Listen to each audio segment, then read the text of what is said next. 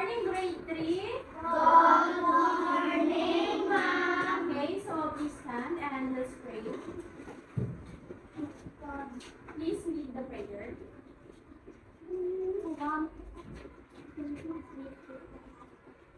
Blessed we are, O God Almighty, we all as your loving children offer you today. Good morning, ma'am. Good morning, classmates. Okay, good morning. So shake your hands and watch and dance this video presented on TV entitled Health and Wellness. So tara-tara na, masaot. Dali.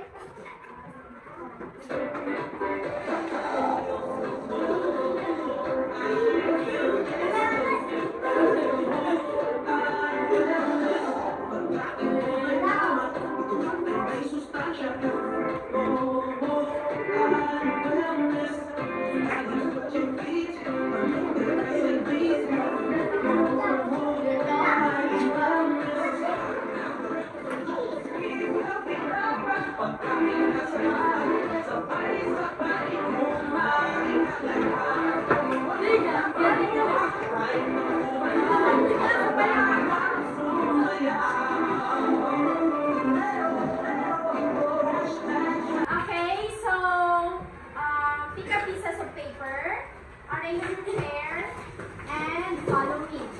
Okay, so if I say eyes on me, you will say eyes on you. Everybody, eyes on me. Eyes on you. Eyes on me. Eyes on you. If you hear me, clap once. If you hear me, clap twice. If you hear me, clap thrice. If you hear me, say hello, good morning, ma'am. Hello, good morning, ma'am. Okay, so sit down. Grade 3, are you ready for our new lesson? Yes, we are. Okay, so before that, let's check the attendance first. So if I call your name, just tell me your favorite food as your attendance. So Jacob, apple. Lian, grapes. Rolly, orange. So okay, so all of you are present, so very good. Okay, so grade 3, are you ready for our first activity? Yes, we are. Okay, so before that, let's recall what we've tackled yesterday. You can share the ideas. Yes, Jacob? Okay, so practices safety rules during school activities. Very good. So, sino pa din na makadugang sa mga ideas? Yes, Rolly? Learn high school, emergency procedures. Very good. Who else? Yes? Know and follow school security and safety measures. Okay, so halos tanan nakabalo na sa discuss kagapon. First lesson. Okay, everybody, please read the direction. Unlock the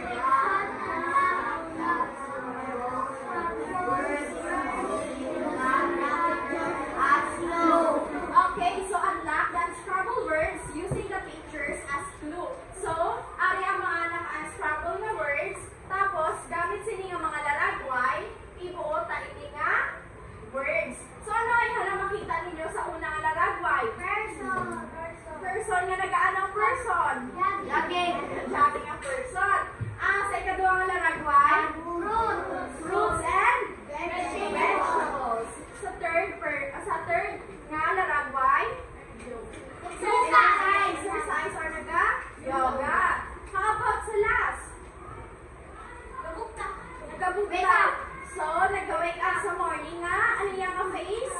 Happy. So, ano ay han? Sa unscrambled na words kayo ni? Ano niya ay han?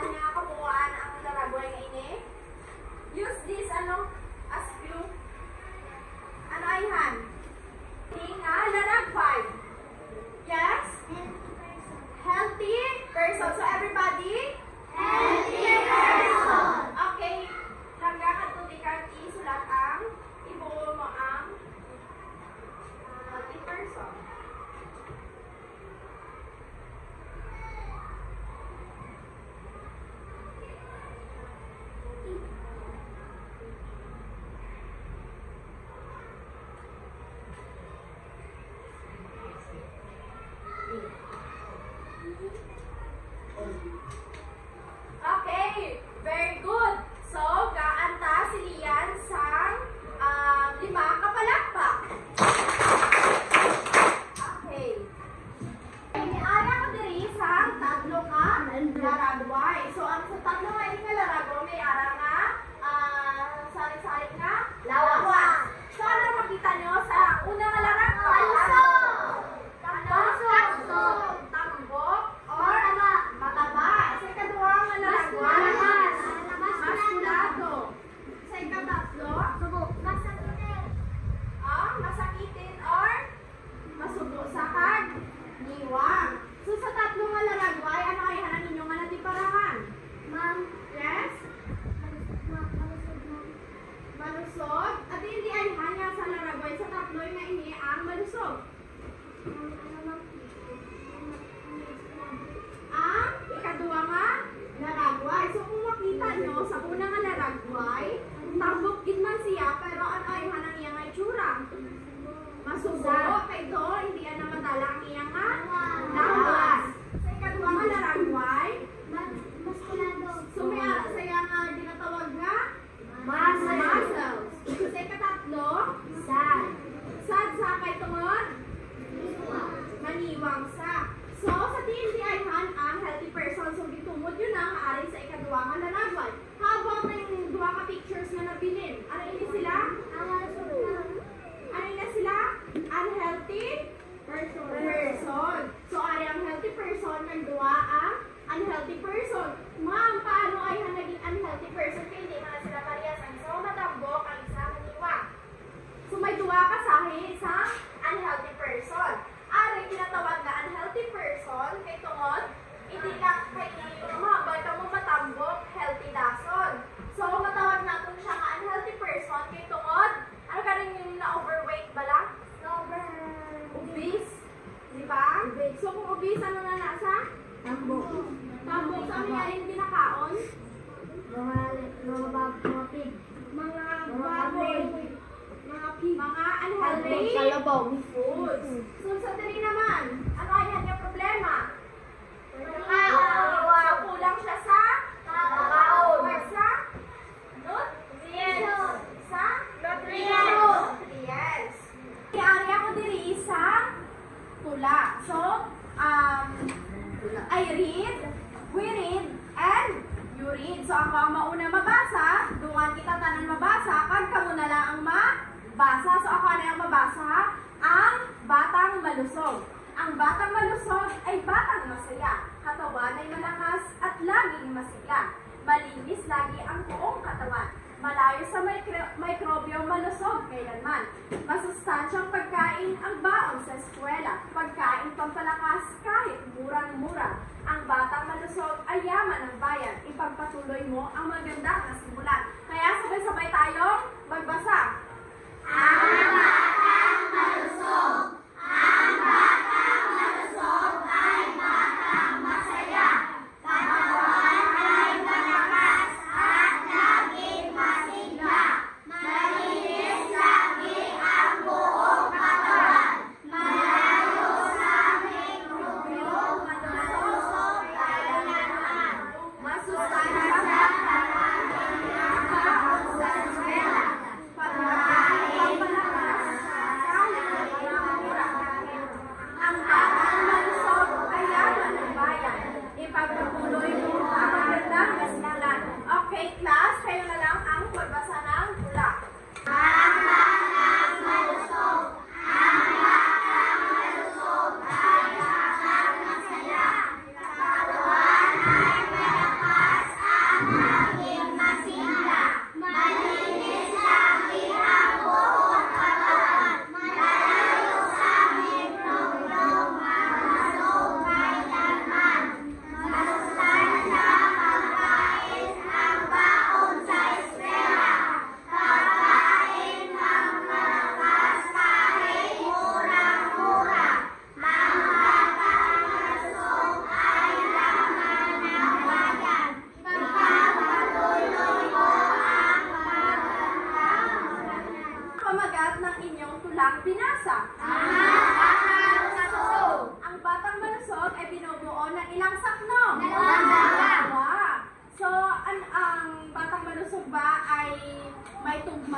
Okay, so ano kaya ang pinapahiwatig ng tulang inyong binasa?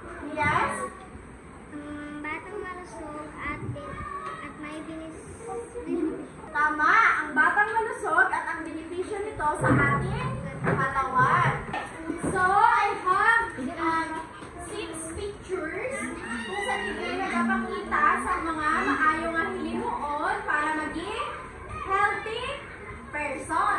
Okay, so ano ang makita nyo sa unang larawan? Black. Okay, please raise your hand kung gusto nyo magsabat. Yes? Black. Clap and yes? Tinidor ka? Yes? Plate and nice. Okay, so fix your meal at a time. Everybody, fix your meal at a time. Okay, so sino din ang nagkakaon nga wala ba lagi na fix iyang pagkaon, example sa pamahaw, panyaga, panya ba lang ito pauyaya ba lang magkaon? O sino din ang pauyaya magkaon? Okay, so wala. Very good. So sino din ang pamahaw? Ang gapanyaga? Ang gapanyapon? Wala kang gaskip? Very good eh. Okay, so kinahanglan para maging healthy person ka, hindi dapat mamaakaw magit, manyaga magit ka, manyapon ka gid sa exact na time. Okay, so sino din ka pamahaw nga 10 o'clock? Wala. Dapat ano ganing oras ang pamahaw? 7 to 7. Sa panyaga, yan sino din ka panyaga? Alas 3? Wala, anong kinanglan ng oras? 12 or 11. So sa panyapon, ano oras? 7 to 8. Very good. Okay, so sa ikatawang larawan, ano makita niyo? Yes? Yes? Cup. Card? Yes? Plate? Spoon? Okay, so everybody read? Don't get on So, kinahanglan, kung magkaon, wala naga-sako. Sino kinahanglan na naga-sako? Na. So, kinahanglan magkaon na bugaan yung isa oras. Okay, so number 3, concentrate on your food, everybody. Concentrate on your food. Sino nagkakaon nga nagaginamit sa cellphone? Sino nagkakaon nga nagalantaw sa TV? Sino nga nagkakaon nga nagahampang? Okay, so dapat, kung gusto nyo maging healthy person, magkaon ka mo, nag-focus ka mo, nag-concentrate sa inyong food. Okay, so sa fourth picture, everybody, manage your environment. Kung saan din kinahanglan na ka-manage din tanan nyo food. Sa fifth na naragway, 5 different ways to treat yourself. So kinahanglan, may arak nga ang imong mga kaugalingon or ang imong mga lawas is mahatagan mo sa ano? Healthy. Sa rest, kag? Healthy. O, maging healthy ko, no? So, kinahanglan ang imong mga lawas na hindi lang magpuros ka. So, kinahanglan may relax man nga ginatawag. So, sa last na picture, think of your health. So, sino din ang nagapanundong sa iyang health? O, wala ang iba na nagapanundong sa iyang health? Importante ang health, hindi? Okay. Okay, so, may ara kita sa activity nga pagkahimuon. Sino kinatuyo naman ka mo? Okay, so, sino familiar din sa TikTok? O sino pala lantaw TikTok? Ako? Okay, sino familiar sa 5 Little Monkey? Mama, kumain mo. Okay, so, everybody, please stand. Okay, with action yung yapon, ha? Oh, 1, 2, 3, go. 5 letter monkey, Humpty Dumpty. Mama called the doctor and the doctor said, pagbilang ko 3, nakatago na kayo. Kayo po nakaupo,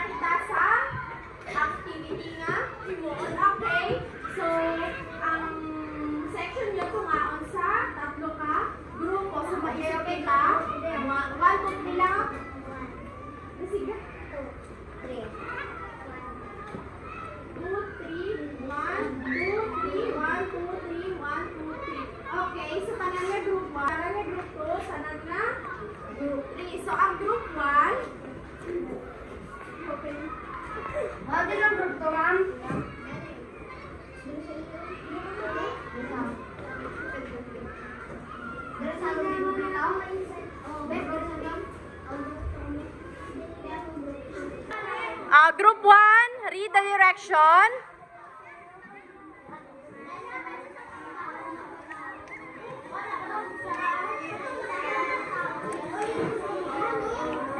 Okay, so identify the pictures if it is a healthy or unhealthy person and paste it. So, then ang pictures ara sa mystery box. Tapos, kuha ka mo da sa pictures kaya i-identify nyo kung healthy person ipilit nyo sa healthy person. Kung unhealthy person, ipilit nyo sa unhealthy person. Group 2, read the direction.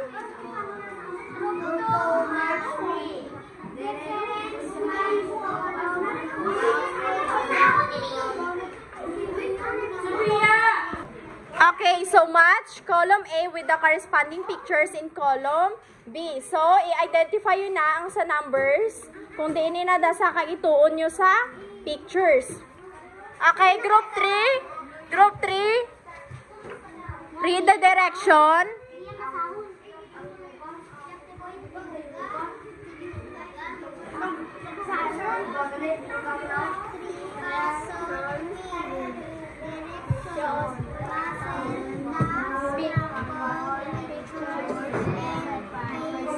Okay, so puzzle the scrambled pictures and paste it. So, i-puzzle yun na ha, kag i-paste yun sa Manila paper.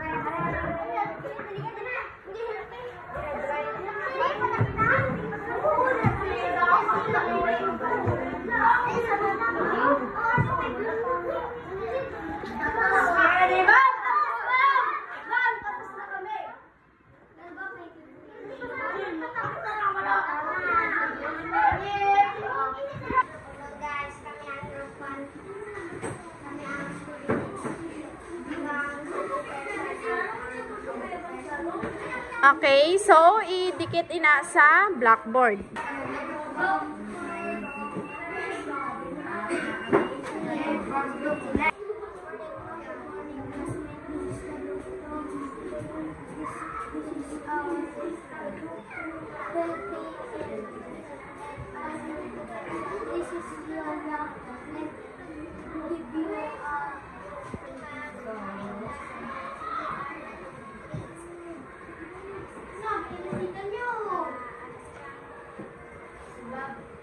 Daog is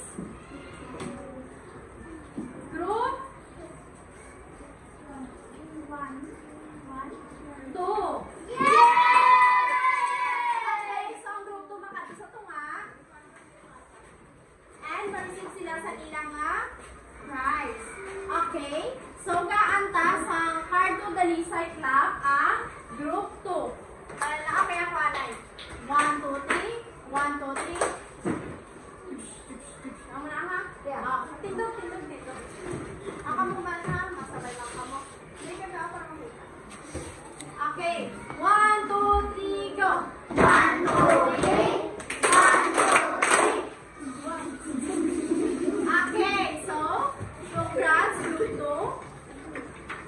Okay, so, ikaduha ko nagtaon is group 1. Okay, group 1. Okay, sa Mami Indonesia class group 1. Ako anay. 1, 2, 3. 1, 2, 3. Very good. Okay, 1, 2, 3, go. 1, 2, 3. 1, 2, 3. Very good. Okay, congrats group 1. So, ang panatatlo nga nagtaog is group 3.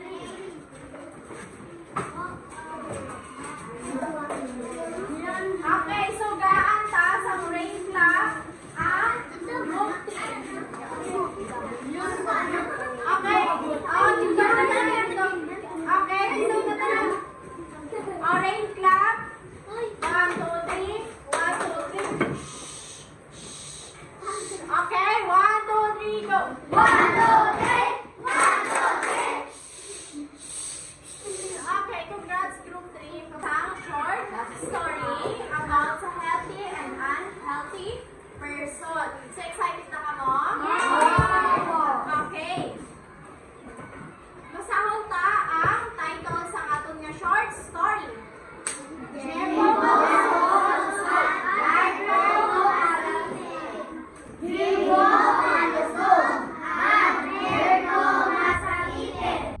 May dalawang magkaibigan na laging magkasama, si Jembo Malusog at Berto Masakitin. Sila ay naglalaro araw-araw sa parke. Habang masayang naglalaro ang dalawang magkaibigan, nakaramdam ng pagod si Berto at nanghina. "Anong nangyari sa iyo, Berto?" "Bigla akong nanghina." "Bakit? Ano bang kinain mo?" "Soft drinks at chichirya." "Berto, hindi mabuti sa kalusugan ang pagkain yan. Pwede kang kumain pero may limitasyon dapat sa pagkain." "Ayoko, paborito ko itong kainin." Hindi nakinig si Berto kay Jembo at umuwi na ito sa kanilang bahay.